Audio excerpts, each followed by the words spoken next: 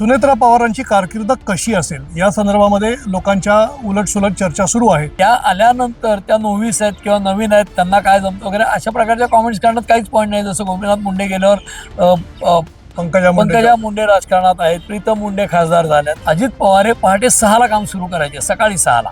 अशा पद्धतीने त्यांचं राजकारण होतं. आणि त्याच पद्धतीने सुनेत्रा पवारांनी जे सांगितलं की लवकर या आणि लवकर काम संपतं, रात्री उशिरापर्यंत कार्यकर्त्यांना भेटायला लागतं आणि सकाळी लवकर उठून काम सुरू करावं लागतं. पण त्यांना राजकारणाचे मूलमंत्र माहिती आहेत, काही बेसिक गोष्टी माहिती आहेत, हे सिद्ध करणारच ते भाषण आहे. सुधीर मुनगंटीवारांना मंत्रिमंडळामध्ये घेतलं नाही, ते ज्येष्ठ असूनही त्यांना डावललं गेलं, अशा पद्धतीची भावना त्यांची देखील आहे, काही भाजपच्या आमदारांची देखील आहे. ते सरकारच्या सगळ्या उणीवांवर वेळोवेळी बोट ठेवतात. मुंबईतल्या लोकांना सारखी इन्फ्रास्ट्रक्चरची कामं करताना नॉर्मल जगता येणार आहे का नाही, का सारखं विकास कामांच्या अडथळ्यातच जगावं लागणार आहे, हाही मुंबईतला जटिल प्रश्न आहे. आणि त्या दोन्हीला त्यांनी वाचा फोडली, हे उत्तम झालं. राज्यावर कर्जाचा बोजा वाढतो हे सांगताना फडणवीसांनी सांगितलं की अमेरिकेची इकॉनॉमी पण डेट इकॉनॉमी आहे, आणि ज्या राज्याला विकासाकडे जायचं, प्रगतीकडे जायचं, त्यांना इन्फ्रास्ट्रक्चरचे प्रोजेक्ट करावे लागतात, त्यांना कर्ज घेऊनच ते उभारावे लागतात.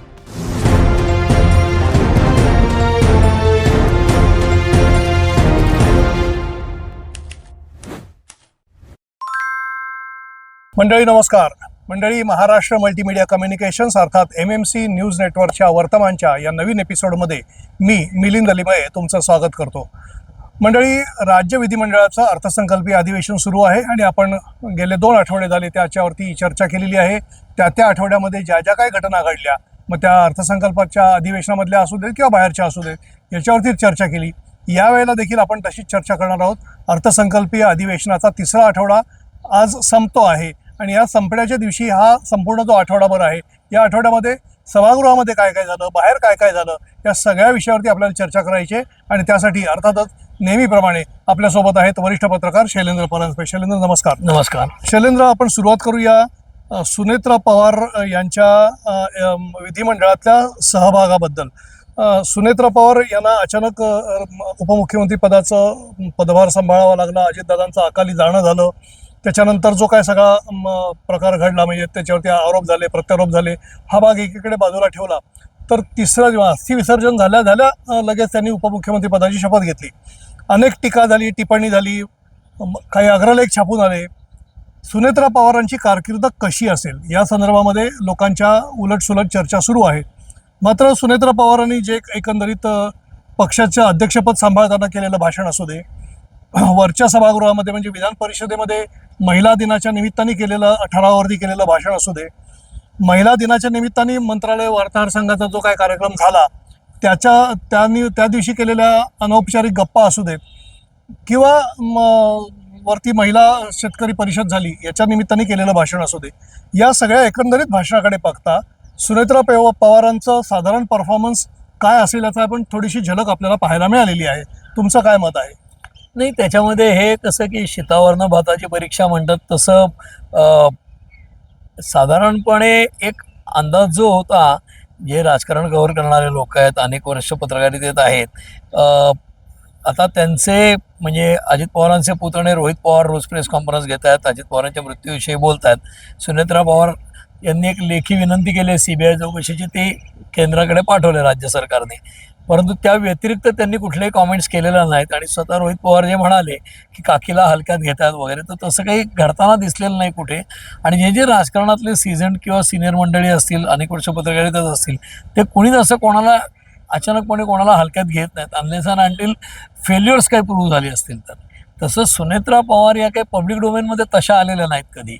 सगळ्यांना ऐकून माहिती असतं, सगळे लोक मुंबईतनं बारामतीत गेलेले नसतात, त्या बारामतीतल्या त्या विद्याप्रतिष्ठानचं काम करतात वगैरे, तर ते काय लेवलला करतात, किती लेव्हलचं त्यांच्याकडे जबाबदारी हे माहीत नसतं, पण त्या काम करतात. आणि त्या पवारांच्या घरामध्ये सून म्हणून आल्या, त्याच्या आधी पद्मसिंह पाटलांच्या भगिनी आहेत, त्यांची दोन्ही खानदानंही राजकारणाशी संबंधित आहेत. पद्मसिंह हे पवारांच्या 78च्या मंत्रिमंडळातले मंत्री आहेत, त्यामुळे त्यांना राजकीय वारसा आहे निश्चितपणे. म्हणजे बाळकडू म्हणतात तसं घरात राजकारण आहेच. त्यामुळे त्या आल्यानंतर त्या नोवीस आहेत किंवा नवीन आहेत त्यांना काय जमतं वगैरे अशा प्रकारच्या कॉमेंट्स करण्यात काहीच पॉईंट नाही. जसं गोपीनाथ मुंडे गेल्यावर पंकजा मुंडे राजकारणात आहेत, प्रीतम मुंडे खासदार झाल्या. तर मला असं वाटतं की असं कोणालाच हलक्यात घेणं किंवा रिडिक्यूल करणं हे काही बरोबर नाही. आणि ते सगळं जे सिनियर लोक मांडत होते, अगदी आपण आपल्या इंटरव्ह्यूजमध्ये हेच मांडलं होतं की त्या काही अशा हलक्यात घेण्यासारख्या राजकारणी नसणारच आहेत. तर त्याची झलक त्यांनी या आठवड्यात दाखवली हे निश्चित म्हणता येईल. त्याचं कारण असं की मुख्यमंत्र्यांनी बजेटचं भाषण केल्यानंतर जी पत्रकार परिषद घेतली त्याच्यामध्ये दोन्ही उपमुख्यमंत्र्यांनी मनोगत व्यक्त केली. त्या ज्या प्रकारची प्रतिक्रिया बजेटवरची सुनेत्रा पवारांनी दिली, म्हणजे असं आपण समजूया की त्या राजकारणात सक्रिय राजकारणात तुलनेने नवीन असल्या आणि समजा काही त्यांच्याकडे स्वीय सहाय्यकापासून मंडळी असतात त्या प्रतिक्रिया लिहून देतात. द वे शी प्रेझेंटेड ते खूप महत्त्वाचं आहे. म्हणजे त्यांनी योग्य ठिकाणी तिथे अजित पवारांचा उल्लेख, त्याच्यानंतर जे जे समाज घटक आपल्या पक्षाच्या आयडिओलॉजीत बसणारे आहेत ते अतिशय विशेषत्वाने नमूद करून अर्थसंकल्पाचं त्याचं नातं हे अतिशय व्यवस्थित सांगितलं. तीच गोष्ट विधान परिषदेतल्या त्यांच्या भाषणामध्ये आहे की महिला दिनाच्या निमित्त जी चर्चा झाली त्याच्या चर्चेच्या उत्तरातलं त्यांचं भाषण, त्यामध्ये त्यांनी एक गोष्ट फार इंटरेस्टिंग सांगितली की ज्याची चर्चा झाली, काही ठिकाणी त्याच्या वेगळ्या बातम्या झाल्या की महिलांना उद्देशून त्यांनी तुम्ही लवकर या आणि लवकर जा अशा प्रकारे. आता हे अजित पवारांच्या अख्ख्या राजकारणाचा हॉलमार्क राहिला आहे. अजित पवार हे पहाटे 6ला काम सुरू करायचे, सकाळी 6ला. म्हणजे पहिली अपॉइंटमेंट 6ला दिली तर 5:55ला स्वतः तयार असायचे, 7ला दिली तर 6:55ला तयार असायचे. म्हणजे रस्त्याने जाणाऱ्यांना, भेटायला जाणाऱ्यांना उशीर झाला ट्रॅफिकमध्ये किंवा काही कारणाने घरनं निघाला, त्यांना वाटतं 7 म्हणजे 7:05 चालतील, 6 म्हणजे 6:10 झाले तरी चालतील. तर अजित पवार त्यांच्या करड्यावर, अरे काय मी 5:55ला तयार होऊन बसलोय ना लेका, अशा पद्धतीने त्यांचं राजकारण होतं. आणि त्याच पद्धतीने सुनेत्रा पवारांनी जे सांगितलं की लवकर या आणि लवकर काम संपवा, हे आमचे एक फार मोठे एडिटर होते एका इंग्रजी वृत्तपत्रातले, ते सांगायचे स्टार्ट अर्ली फिनिश अर्ली. कशासाठी रेंगाळत बसायचं ना, म्हणजे विधानसभेचं कामकाज चालूच राहू दे, काय प्रॉब्लेम नाही त्याच्यात. पण महिलांना ती एफिशियन्सी आणि सकाळी लवकर काम सुरू करणं, जरी सगळ्या घरच्या जबाबदाऱ्या असल्या तरी राजकारणामध्ये यशस्वी व्हायला शरद पवारांनी हात मंत्र मागे एकदा राज ठाकरेंना दिला होता की रात्री उशिरापर्यंत कार्यकर्त्यांना भेटायला लागतं आणि सकाळी लवकर उठून काम सुरू करावं लागतं. वेगळ्या प्रकारे सुनेत्रा पवारांनी ते सांगितलंय आपल्या मेडन स्पीचमध्ये विधान परिषदेतल्या, वेगळ्या कॉन्टेक्स्टमध्ये सांगितलंय, वेगळ्या संदर्भात वेगळ्या पद्धतीने सांगितलंय. पण त्यांना राजकारणाचे मूलमंत्र माहिती आहेत, काही बेसिक गोष्टी माहिती आहेत, हे सिद्ध करणारच ते भाषण आहे. तीच गोष्ट त्यांनी इन्फॉर्मल ज्या गप्पा मारल्या महिला दिनानिमित्त मतदारसंघाच्या कार्यक्रमात, त्या काही सगळ्या सांगण्यासारख्या नाहीत. म्हणजे ते ऑफ द रेकॉर्ड पद्धतीचंच होतं. पण त्यातनं त्यांनी दिलेल्या प्रत्येक उत्तराबद्दल सगळ्या महिला पत्रकारांची जी प्रतिक्रिया होती की अतिशय पॉलिटिकली मॅच्युअर्ड अशा प्रकारची उत्तरं त्यांनी दिली असं आहे. त्यामुळे महिला शेतकऱ्यांसाठीचा जो कार्यक्रम झाला कृषी आणि याचा महिला दिनानिमित्त, आणि त्यातलं भाषण, महिला दिनानिमित्त पत्रकारांच्या अनौपचारिक गप्पा, विधान परिषदेतलं भाषण आणि अर्थसंकल्पानंतरची त्यांची प्रतिक्रिया, या सगळ्या गोष्टी त्या काही हलक्यात घेण्यासारख्या नेत्या नाहीत हे तर सिद्ध करतच, पण त्या कदाचित लंबी रेस का घोडा ठरतील आणि अनेकांचे अंदाज त्यांच्याविषयीचे चूक ठरवतील, हे त्या सिद्ध करतील असं वाटतं. आणि त्याची चुणूक आता दिसली आहे, कारण त्या आल्यानंतर जी राज्यसभेची निवडणूक झाली आहे त्याच्यामध्ये पुन्हा पुन्हा शरद पवारांकडनं काँग्रेसने आणि शिवसेनेने वदवून घेतलं, मी काय भाजपबरोबर जाणार नाही. शरद पवारांकडनं म्हणजे जयंत पाटलांकडनं, सुप्रिया सुळेंकडनं किंवा त्यांच्या लोकांकडनं की त्यांना राज्यसभा द्यायची असेल तर ते इकडे जाणार नाही, त्याची खात्री द्या. त्याचबरोबर जयंत पाटलांना हेही जाहीर करायला लागलं की आता विलिनीकरणाचा प्रश्न संपलेला आहे दोन्ही राष्ट्रवादीच्या. आणि हे कुठेतरी सुनेत्रा पवारांनी जो काही स्टँड घेतला आहे त्याचीच परिणती होती. कारण तुम्ही उल्लेख केला तिसऱ्या दिवशी त्या बाहेर पडल्या वगैरे, तर त्यावेळेचं वातावरण आणि आत्ताचं वातावरण यातला जो फरक आहे तो सुनेत्रा पवारांच्या सगळ्या ज्या मूव्ज की ज्या अदरवाईज राजकीय म्हणून मोजल्या गेल्या नसत्या त्याचाच परिणाम आहे. आणि त्याच्यावरूनही दिसतं की त्या राजकारणात काही शॉर्ट टर्म पॉलिटिक्स करायला आलेल्या नाहीत, हे निश्चितपणे. म्हणजे कच्च्या खिलाडी त्या नक्कीच असणार नाहीत. असंच आपण त्यांना आपण सुयश चिंतूया, कारण राजकारण टिकायचं असेल तर असं राहून चालणारच नाही. आपण थोडंसं पुढे सरकूया. आपण एकंदरीत बघितलं की 2 आठवडे संपले, तिसरा आठवडा सुरू झाला, म्हणजे संपला इनफॅक्ट तिसरा आठवडा. विरोधक म्हणावे तसे प्रभावी दिसलेले नाहीत सभागृहामध्ये. हे आपली ओव्हरऑल अगदी गेल्या काही अधिवेशनापासून सुरूच आहे किंबहुना वर्ष सव्वा वर्ष झाले आपण हेच बोलतो आहे. मात्र विरोधकांची जी भूमिका आहे किंवा विरोधकांची जी काय कमतरता आहे ही सुधीर मुनगंटीवार भरून काढताना दिसत आहेत. सुधीर मुनगंटीवारांना मंत्रिमंडळामध्ये घेतलं नाही, ते ज्येष्ठ असूनही त्यांना डावललं गेलं अशा पद्धतीची भावना त्यांची देखील आहे, काही भाजपच्या आमदारांची देखील आहे. त्याची जी खतखत आहे ती सतत त्यांच्या बोलण्यातून बाहेर येत असते आणि मग ते सतत विधानसभेतल्या कामकाजाच्या म्हणजे पद्धतीबद्दल कायम टीका करत असतात. त्या अध्यक्षांना खडे बोल सुनावतात, ते मंत्र्यांना खडे बोल सुनावतात. एकीकडे पंतप्रधानांचं नाव घेतात, मुख्यमंत्र्यांचं नाव घेतात, मात्र त्यांना जे सुनवायचं आहे ते बरोबर सुनवतात. राज्यपालांनीच मराठी शिकलं पाहिजे अशा पद्धतीचं भाषण पण ते करतात. एकंदरीत हे सगळं जर त्यांचं पाहिलं म्हणजे त्यांनी कामकाजाच्या पद्धतीबद्दल म्हटलं आहे, उत्तर वेळेवरती येत नाही त्याच्याबद्दल म्हटलं आहे, आश्वासनपूर्ती वेळेवरती होत नाही त्याबद्दल म्हटलं आहे, अशासकीय कामकाज व्यवस्थित होत नाही याबद्दल म्हटलेलं आहे. या सगळ्याबद्दलच ते बोलतात. काय म्हणता येईल तुम्हाला? नाही, निश्चितपणे की सुधीर मुनगंटीवारांसारखा ज्येष्ठ नेता की ज्यांनी अर्थमंत्रीपद भूषवलेलं आहे आणि त्यांनी जे काल माहिती सांगितली ती काही मी पडताळलेली नाही, पण ते सुधीर भाऊ काही असं हवेतलं काही बोलणारे नाहीत. तर 95ला आमदार म्हणून निवडून आल्यानंतर पहिल्याच टर्ममध्ये उत्कृष्ट आमदाराचा पुरस्कार मिळवणारे ते आमदार आहेत, अभ्यासू आहेत. त्यांचे वडीलही चंद्रपूरचे मला वाटतं संघाचे काहीतरी त्यांच्या पदरचनेतले प्रमुख वगैरे होते संघाच्या. कारण मला संघाच्या पदरचना म्हणजे चंद्रपूर त्यावेळेला जिल्हा होता काय त्या काळातला हे नेमकं माहीत नाही, परंतु संघाचे प्रमुख होते चंद्रपूर भागातले त्यांचे वडील. आणि तेही स्वतः पूर्ण उजव्या विचारसरणीचे आणि विदर्भातले एक ज्येष्ठ नेते आहेत, अर्थमंत्री आहेत माजी. आणि त्यांचा अभ्यास असा असतो की ते ज्या क्षणाला बोलत असतात तर गेल्या अधिवेशनापासून किंवा पार राज्याच्या इतिहासापासून आत्तापर्यंत इतकी वर्षे, इतके तास, इतके महिने, इतके दिवस, इतके सेकंद झालेत इथपर्यंतचा अभ्यास करून ते बोलतात. प्रत्येक क्षणाक्षणाचा हिशोब ठेवणारा माणूस आहे. दुसरी एक इंटरेस्टिंग माहिती सांगतो की मुनगंटीवार ज्यावेळेला मंत्री होते अर्थमंत्री त्यावेळेला त्यांच्याकडे येणाऱ्या कुठल्याही व्यक्तीचं काम होईल याचा पाठपुरावा ते करायचे. त्याच्यासाठी पत्र लिहायचे साधी, आणि पत्राचा टपालाचा जो खर्च आहे तो सर्वाधिक असलेला तो मंत्री होता 14 ते 19 मधला. म्हणजे त्यांच्या इतका पत्रव्यवहार कुठल्याही मंत्र्यांनी केलेला नाही. ही एक गोष्ट. आणि अतिशय अभ्यासू आमदार आहेत ते. आता अशा माणसाला की आज त्यांच्याबरोबर अनेक लोक मंत्रिमंडळात आज असे आहेत की जे त्यांना तुलनेने ज्युनियर आहेत आणि त्यांच्यासारखा सिनियर माणूस की जो अर्थमंत्री होता त्याला डावललं गेल्याची खंत असणार, ती खंत व्यक्त होतेच. आणि मग एक आमदार म्हणून मी काम करतोय, जनतेचे प्रश्न मांडतोय आणि ते 95 पासून मांडतोय 30 वर्ष, तेच काम आत्ता करतोय असं म्हणत ते सरकारच्या सगळ्या उणीवांवर वेळोवेळी बोट ठेवतात आणि सर्व आयुधं वापरून बोट ठेवतात. त्यामुळे त्यांचे आर्ग्युमेंट्स किंवा त्यांचे दावे खोडून काढणं हे प्रसंगी मंत्र्यांनी किंवा सरकारला अवघड जाताना दिसतंय. म्हणून आपल्या पत्रकारामध्ये जी चर्चा आहे की विधानसभेत विरोधी पक्षनेता नाही पण मुनगंटीवार आहेत. काही लोक पक्षविरोधी नेता त्यांना म्हणतात, ते काही पक्षविरोधी भूमिका घेतात असं मला वाटत नाही. कारण काँग्रेसमध्ये वगैरे जी परंपरा आहे की असा डावाला गेलेला डायरेक्ट नेतृत्वावर शिव्या देऊन पक्ष सोडतो, दुसऱ्या पक्षात जाऊन ताकद दाखवतो आणि परत इकडे होतो, तसं काय मुनगंटीवार करतील असं वाटत नाही. पण ते पक्षविरोधी नेते नाही आहेत, पण विरोधी पक्ष नेत्याची भूमिका ते बजावतात. तर अनेक पातळीवर बजावताना दिसतात की जे मुद्दे यांनी उपस्थित करायला पाहिजेत विरोधकांनी ते करताना दिसतात.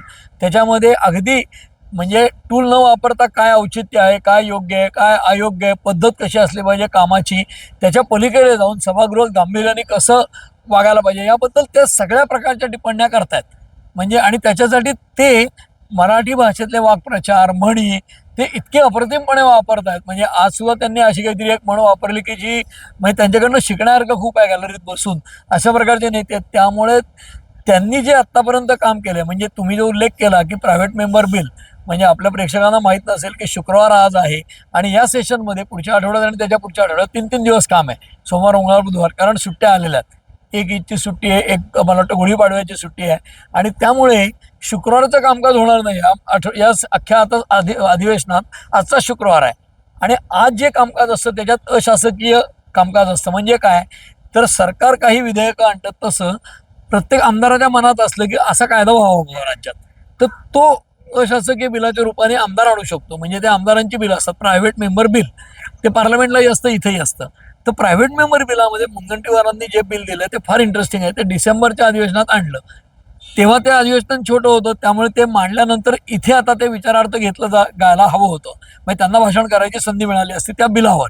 परंतु काल जो कार्यक्रम सांगितला आजच्या कार्यक्रमाचा की त्यात ते प्रायव्हेट मेंबरची बिलं कुठली आहेत त्यात त्यांचं दाखवलंच नाही आहे. म्हणून ते संतप्त होऊन काल त्यांनी हा मुद्दा उपस्थित केला. त्यात त्यांनी सांगितलं की माझं बिल कसं आहे की भारतात कुठे नाही असं बिल आहे की जर सरकारी कर्मचाऱ्यांनी आपल्या वृद्ध मातापित्यांची काळजी घेतली नाही किंवा घरातल्या दिव्यांग व्यक्तीची भावा बहिणीची काळजी घेतली नाही तर त्या सरकारी कर्मचाऱ्याच्या पगारातले 20% पैसे थेट त्या मातापित्यांच्या खात्यामध्ये जावेत, अशा प्रकारचे. कारण त्यांना एक पालक भेटले होते सरकारी मोठ्या अधिकाऱ्याचे आईवडील किंवा आमचा मुलगा आमच्याकडे देखभाल करत नाही, बघत नाही, आमची फार दुर्दशा आहे, आर्थिक परिस्थिती वाईट आहे आणि आम्ही याच्या शिक्षणासाठी कर्ज काढून याला IAS केलाय आणि खस्ता खाल्लाय म्हणून त्यांनी हे बिल आणलंय. तर ही घराघरातली समस्या आहे, अनेकांना टच होणारी आहे. म्हणजे सरकारी कर्मचाऱ्यांना लागू होणाऱ्या गोष्टी कदाचित पुढे खाजगी क्षेत्रात लोक त्याचं अनुकरण करतील का काय. अतिशय चांगलं बिल आहे ते. म्हणजे आता मुनगंटीवार सध्या जात्यात आणि सुपातपैकी जात्यात आहेत एकूण रचनेमध्ये सरकारच्या, त्यामुळे त्यांच्याकडे फार गांभीर्याने पाहतील की नाही माहीत नाही. पण ते बिल जेव्हा येईल, कारण त्यांना सांगितलं गेलं की ते इंग्रजीत मसुदा द्या त्यांनी सांगितलं की इतर बिलांचा तुम्ही इंग्रजी मसुदा देता तर याचा का नाही. म्हणजे लॉ अँड ज्युडिशियरीचं काम आहे, विधी आणि न्याय विभागाचं. त्याच्यावर अध्यक्षांनी जे रुलिंग दिलं तेही महत्वाचं आहे की त्यांनी सांगितलं की खाजगी बिल जे असतं, आमदार जे आणतो त्याला काय अभिप्रेत आहे कायदा होणं, हे त्यांनीच इंग्रजीत दिलं तर चांगलं. आणि हे मान्य करून आता मुनगंटीवार पावसाळी अधिवेशनात ते बिल आणणार आहेत. पण हे जसं व्यापक जनहिताचं काम होणार आहे तसं त्यांचे सगळे मुद्देच व्यापक जनहिताचे आहेत. पण त्याबरोबर त्यांना मंत्रिमंडळातनं वगळण्याची खतखत आहे ती निश्चितपणे व्यक्त होते. आणि म्हणून आपल्या सगळ्यांचं अंडरस्टँडिंग असे की ते काही विरोधी पक्ष नेता आहेत की काय, आणि ते काय अयोग्य नाही आहे. बरोबर आहे. आता विरोधी पक्षाच्या संदर्भामध्ये आपण मगाशी बोलत होतो त्यावेळेला हे दुसरं अधिवेशन आहे ज्याच्यामध्ये विरोधी पक्षनेता दोन्ही सभागृहामध्ये नाहीये. म्हणजे विधान परिषदेत पण नाहीये, विधानसभेमध्ये पण नाहीये. परंतु विधानसभेमध्ये विरोधी पक्ष तितका जरी फार ऍक्टिव्ह किंवा आक्रमक नसला तरी विधान परिषदेमध्ये अनिल परब जे आहेत, शिवसेना उद्धव बाळासाहेब ठाकरे पक्षाचे, अत्यंत आक्रमकपणे भूमिका मांडत असतात, अतिशय मुद्देसूद भाषणं करतात आणि सरकारला धारेवर धरण्याचं काम ते अतिशय व्यवस्थित आणि प्रामाणिकपणे करताना आपल्याला पाहायला मिळत आहेत. त्यांनी जे भाषण केलं या आठवड्याच्यामध्ये अर्थसंकल्पावरच्या चर्चेमध्ये, त्यावेळेला त्यांनी नगर विकास विभागावरती म्हणजे शिंदेना लक्ष करत, एकनाथ शिंदेना लक्ष करत त्यांनी प्रचंड टीका केली होती आणि अगदी मुद्देसूद टीका केली होती. हे एकीकडे राहिलं. दुसरीकडे आज जेव्हा अर्थसंकल्पावरच्या अनुदानाच्या मागण्या म्हणजे विभागवार ज्या चर्चा आहेत, याच्यामध्ये विजय वडेट्टीवारांनी देखील आज सामाजिक न्याय विभागावरती म्हणजे पुन्हा एकनाथ शिंदेच्या खात्याला ते वाट्याला ते मंत्रिपद आलेलं आहे त्याच्यावरती टीका केली आणि थेट आरोप केलेत की तिकडे पैशाचा भ्रष्टाचार कसा चालतो, तिथले अधिकारी कशा प्रकारे काम करतात, मंत्र्यांचे PA कसं पैसे घेतात, हे आरोप केले. हे पहिल्यांदा असं घडताना दिसतंय आपल्याला. तर एकंदरीत ह्यामुळे विरोधी पक्षाचं काहीतरी अस्तित्व टिकून आहे असं वाटतंय का तुम्हाला?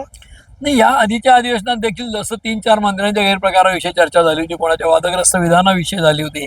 अडचण काय आहे की आज मंत्र्यांपेक्षा, म्हणजे जे नितीन गडकरींचं वाक्य होतं चहापेक्षा किटली गरम, तसं काहीतरी घडतं का? तर अनेक स्टाफमधले लोक अडचणीत आणतात. या अधिवेशनाच्या सुरुवातीलाच फूड अँड सिव्हिल सप्लायज म्हणजे अन्न नागरी पुरवठा मंत्र्यांच्या ज्या स्टाफमधल्या व्यक्तीवर अँटी करप्शनची रेड झाली, ती मंत्रालयात येऊन झाली. तीच अधिवेशनाची सुरुवात होती. त्यामुळे या गोष्टी घडतात. ते तर NCPचे आहेत, राष्ट्रवादी काँग्रेस अजित पवार गटाचे आहेत.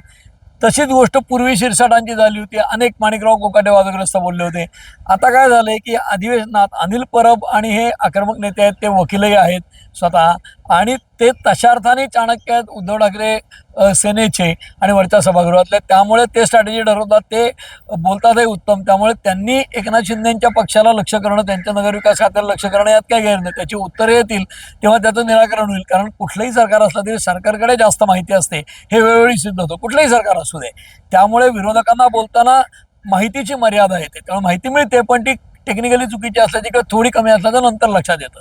त्याच्या पलीकडे जाऊन या सरकारची भूमिका अशी आहे की मेजॉरिटी जरी खूप असली, प्रचंड म्हणजे प्रचंड बहुमत आहे म्हणूनच विरोधक निष्प्रभ आहेत, पण तरी देखील ओव्हरऑल कुठल्या तरी काहीतरी भ्रष्टाचार बाहेर आलं तर त्याच्यावर पांघरून घालण्याची भूमिका गेल्या 5-10 वर्षात जास्ती दिसते, की जी पूर्वी तशी नसायची. कारण इंटरनल कॉन्फ्लिक्ट एवढे होते काँग्रेस राष्ट्रवादीतले की त्याच्यातनं चौकशा तरी व्हायच्या. तसं आता होताना दिसत नाही. हा एक भाग. आणि दुसरीकडे वडेट्टीवारांनी आत्ता जसं एका मंत्र्यावर आरोप केला आहे, तसं जयंत पाटलांनी सुद्धा सरकारवर जे आरोप केले बजेटच्या भाषणात, त्याच्यावर फडणवीसांनी उत्तरं दिली, मुख्यमंत्री अर्थमंत्री देवेंद्र फडणवीस यांनी. पण तरी देखील ज्या प्रकारची मांडणी जयंत पाटलांनी केली ती चांगल्यापैकी प्रभावी होती, आणि तशीच आज जी मांडणी केली वरुण सरदेसाईंनी ती सुद्धा बरोबर आहे. आणि तो फोकस त्यांचा टीकेचा बरोबर होता.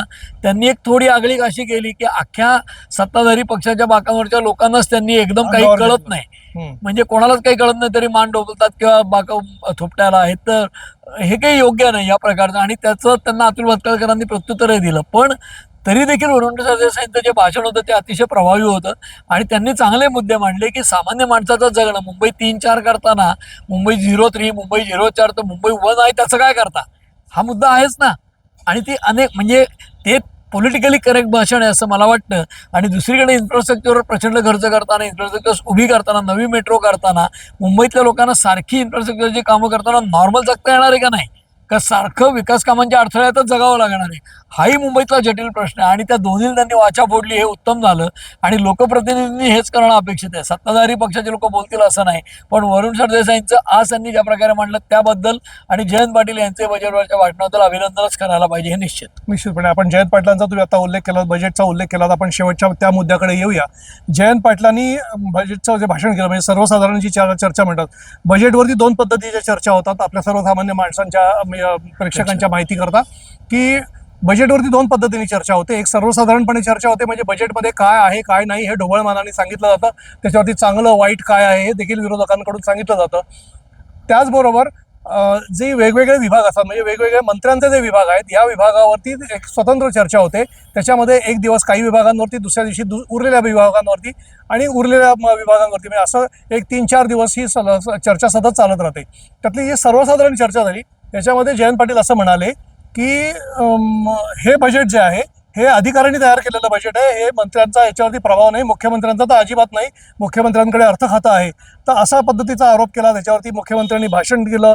मुख्यमंत्र्यांनी संपूर्ण आपल्या भाषणामध्ये सगळी आकडेवारी सादर केली आणि हे देखील महत्त्वाचं विधान केलं की देशामध्ये पहिली ट्रिलियन डॉलर इकॉनॉमी होणारं महाराष्ट्र हे एकमेव राज्य असेल आणि ते पहिलं असेल. हे एक महत्त्वाचं विधान केलं. राज्याचा डेट टू GDP रेशिओ, म्हणजे आपण कर्जाचं प्रमाण आहे ते कमी आहे, आपण मर्यादेत राखण्यात आपण यशस्वी आहोत. महसुली तूट मर्यादेमध्ये आहे, राजकोषीय तूट मर्यादेमध्ये आहे, हे देखील सांगितलं. त्याचबरोबर एक चिमटा त्यांनी समोरच्या पक्षाच्या एका आमदाराला काढला आणि तो चिमटा होता तो सुनील प्रभूंना काढला होता. आणि म्हणून त्याच्यावर त्या उदाहरणावर त्यांनी दाखवून दिलं की कर्ज जरी घेतलेलं असलं तरी तुम्ही काय त्याच्यामुळे काय कोसळून जाणार नाही, किंवा तुम्ही बिकेचे डोहाळे लागणार नाहीत, अशा पद्धतीचं त्यांनी ते काय सांगितलं, उदाहरण सांगितलं. हे त्यांना टार्गेट करणंही होतं, पटवून उदाहरण सगळ्यांना पटावं असं देखील होतं. त्यामुळे मुख्यमंत्र्यांनी शालजोडीतले मारले असं देखील म्हणता येईल. एकंदरीत मुख्यमंत्र्यांनी केलेलं भाषण आणि जयंत पाटलांनी केलेला जो आरोप आहे या संदर्भामध्ये आपल्याला काय सांगता येईल? दोन गोष्टी अशात. मगाशी मी म्हणालो की सरकारकडे जास्ती माहिती असते. विरोधक किती हुशार असले, प्रभावी असले तरी सुद्धा सरकार नावाची यंत्रणा ती फार मोठी असते आणि त्यांच्याकडे अधिक माहिती आहे हे आपल्याला वेळोवेळी लक्षात येतं, कुठलंही सरकार असू दे. तसं या बजेटच्या भाषणात जयंत पाटलांनी उत्तम भाषण केलं, मांडणी उत्तम केली. पण ती करतानाच फडणवीसांनी जे उत्तर दिलं की त्यांनी जयंत पाटलांचे आरोप तर खोडलेच सगळे, पण त्याही पलीकडे सांगितलं एक की जयंतराव तुम्ही अनेक वर्ष अर्थमंत्री होतात, अनेक बजेट मांडली आहेत, पण तुम्ही माहिती देताना संख्याशास्त्र किंवा आकडे देताना एकाच बाजूचे आकडे देऊन उपयोग नसतो. म्हणजे तुम्ही कर्ज खूप वाढलं हे सांगताना डेट टू GDP रेशो, याचा अर्थ असा की राज्यावर कर्जाचा बोजा वाढतो हे सांगताना फडणवीसांनी सांगितलं की अमेरिकेची इकॉनॉमी पण डेट इकॉनॉमी आहे आणि ज्या राज्याला विकासाकडे जायचं, प्रगतीकडे जायचं, त्यांना इन्फ्रास्ट्रक्चरचे प्रोजेक्ट करावे लागतात, त्यांना कर्ज घेऊनच ते उभारावे लागतात. रोजच्या पगारातनं ते होणारच नसतं, महिन्याच्या आयव्ययमधनं. त्यामुळे ते तुम्ही पूर्णांशाने पिक्चर सांगा, अर्धवट सांगू नका, हे त्यांनी सांगितलं आणि जयंत पाटलांचे अनेक आरोप फोडून काढले. त्यावरती त्यांनी आणखी एक स्टेटमेंट केलं होतं की कर्ज किती काढलं त्यापेक्षा कर्ज कुठे खर्च केलंय हे देखील दोन्ही गोष्टी, की डेट टू GDP रेशो हा एक भाग आणि कर्ज काढून ते खर्च कुठे करतायत. त्याच्यामध्ये त्यांनी हेही सांगितलं की जी सिडको, MMRDA सारखी जे व्यवस्था आहेत, स्वायत्त मंडळ आहेत, त्यांची जी कर्ज आहेत त्याच्यामध्ये केंद्राचा निधी 90,000 कोटीचा आहे, ते कर्ज केंद्राकडनं फेडलं जाणार आहे. त्यामुळे त्याचा इथल्या बजेटच्या मध्ये रिफ्लेक्शन होणार नाहीये, त्यामुळे त्याचा आकडा थोडा कमी असणार आहे. त्याच्या पलीकडे जाऊन डेट टू GDP रेशो हा केंद्र सरकारने जो निश्चित केलेला आहे, म्हणजे FRBMने कायद्यानुसार, तो 25 असायला लागतो, तो आपला 18 पॉईंट काहीतरी आहे, तेव्हा तो खूप मर्यादित आहे, 74 आहे. हा, तर तो जो आहे तो म्हणजे 19च्या खालीच आहे आणि 25 पर्यंत त्याची कमाल मर्यादा आहे. 25 झाली तर राज्याची आर्थिक स्थिती वाईट आहे असं म्हणावं लागेल. ओरिसा आणि गुजरात हे दोनच राज्य आपल्यापेक्षा चांगला रेट असलेली आहेत डेट टू GDP रेशो. पण फडणवीसांनी दुसरं जे सांगितलं की राज्याची स्थिती चांगली असं मी म्हणणार नाही, म्हणजे उत्तम किंवा चांगली असं नाही म्हणणार, आर्थिक स्थिती सुदृढ, पण जी आहे ती त्याच्यापेक्षा भली करण्यासाठी जी पावलं आहेत हे पण त्यांच्या भाषणात आलं, हे त्याच्यात उत्तम आहे. म्हणजे खोटे किंवा असे पोकळ डावे नाही दिसत. आणि तुम्ही जो रेफरन्स दिलात की जे आमदार सुनील प्रभू आहेत त्यांनी आज शिवसेनेच्या वतीने चर्चा सुरू केली. ॲक्च्युली भास्कर जाधव हे सिनियर मेंबर, माजी मंत्री, त्यांनी केलं असतं तर ते खूप मुद्देसूद आणि छान बोलले असते. प्रभूही चांगलं बोलले, पण प्रभूंनी राज्य दिवाळखोरीकडे जाईल इतकी टोकाची भाषा वापरल्यामुळे, की जसं आपल्याला माहिती आहे की महाभारतामध्ये योग्य व्यक्ती एकमेकाशी लढल्या, रामायणात सुद्धा कोण कोणाशी लढणार हे स्पष्ट होतं. त्या पद्धतीने फडणवीसांनी त्यांच्या भाषणात प्रभूंना टोला मारताना हे दाखवून दिलं की बाबा रे, तुम्ही हे काय खूप ज्येष्ठ नेते नाहीत या प्रकारची टीका करायला का इतकी टोकाची करायला, म्हणून राज्य दिवाळखोरीकडे जाईल असं प्रभू म्हणाले. म्हणून फडणवीसांनी तो दाखला देत मी प्रभू यांचं निवडणुकीच्या वेळेचं शपथपत्र म्हणजे ॲफिडेव्हिट चाललं, फक्त चाललं असं ते म्हणाले किंवा पाहिलं, नजर टाकली त्याच्यावर. आणि काय आढळलं तर प्रभूंचं उत्पन्न जेवढं आहे त्या शपथपत्रात दिलेलं त्याच्या 25% त्यांची देणी आहे. मग जर प्रभूंना 25% देणी असतील म्हणजे कर्ज 25% आहे त्यांच्या एकूण संपत्तीच्या, तर प्रभू दिवाळखोर होणार आहेत का, नादारी जाहीर करणार आहेत का, असं ते प्रभूंना म्हणाले हाऊसमध्ये की तुम्ही नादारी जाहीर करणार आहात का, दिवाळखोर होणार आहात का लवकरच. नाही. पुढे काय म्हणाले ते इंटरेस्टिंग आहे राजकीय दृष्ट्या. ते म्हणाले की नाही, आम्ही तुम्हाला तसं होऊ देणार नाही, आम्ही सगळे तुमच्या पाठीशी आहोत. तर हे जे आहे हे एकीकडे पॉलिटिकल चातुर्य आणि दुसरीकडे आर्थिक उत्तर देणं. तर डेट टू GDP रेशो चांगला असेल तर आपल्याला कर्जाची चिंता करायचं कारण नाही. हे आर्थिक वास्तव सांगतानाच, आर्थिक सत्य सांगतानाच त्यांनी राजकीय टोलाही हाणला आणि माझ्या नादाला लागू नका, तुम्ही त्या लेव्हलला अजून आलेले नाही आहात ही प्रभूंना सांगितलं. जयंतरावांना त्यांनी रिस्पेक्टफुली उत्तर दिलं आणि त्याची पॉलिटिकल कारणं याची आहेत की जयंत पाटीलच भाजपमध्ये जायला उत्सुक आहेत का, मंत्री व्हायला उत्सुक आहेत, ही चर्चा गेले वर्षभर चालू आहे. त्यामुळे जयंत पाटलांना फार दुखवलं होते, पण प्रभूंना सुयोग्य अंतरावर ठेवलं. म्हणजे राखावी बहुतांची अंतरे म्हणजे मन नव्हे तर दोन्ही अर्थाने. एकीकडे मन राखलं जयंत पाटलांचं आणि कीप डिस्टन्स हे सुनील प्रभूंना बजावून सांगितलं की तुम्ही अंतरावरच राहा. तर हे पॉलिटिकल चातुर्य आणि आर्थिक ज्ञान हे दोन्हीचं दर्शन देवेंद्र फडणवीसांनी घडवलं. मी त्याला दर्शन हा थोडासा फिलॉसॉफिकल शब्द, तो प्रदर्शन म्हणायला हरकत नाही राजकारणी असल्यामुळे. तर ते त्यांनी यथायोग्यपणे त्यांच्या भाषणांना घडवलं.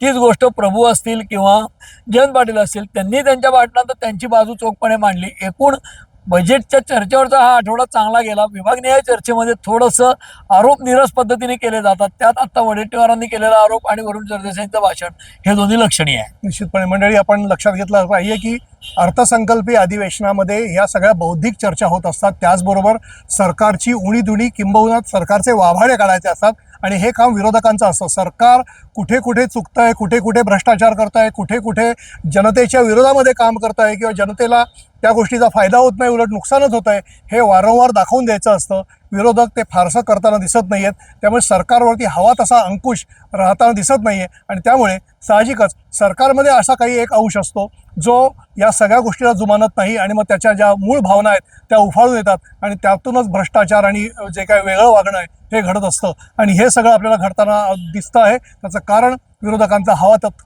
तितका अंकुश या सरकारवरती नाही आहे. अंकुश जितका जास्त तेवढा जनतेचा फायदा अधिक, हे साधं सोपं गणित आहे. हे गणित सध्या जमत नाही आहे. हे जमताना दिसेल तो महाराष्ट्राच्या दृष्टीने सुदीन म्हणायचा. आत्तापर्यंत केलेली आपण ही जी चर्चा आहे ही तुम्हाला कशी वाटली हे आमच्या कमेंट सेक्शनमध्ये जाऊन सांगा. आमचा व्हिडिओ अधिकाधिक लाईक करा, शेअर करा आणि आमचं चॅनल सबस्क्राईब करायला अजिबात विसरू नका. धन्यवाद.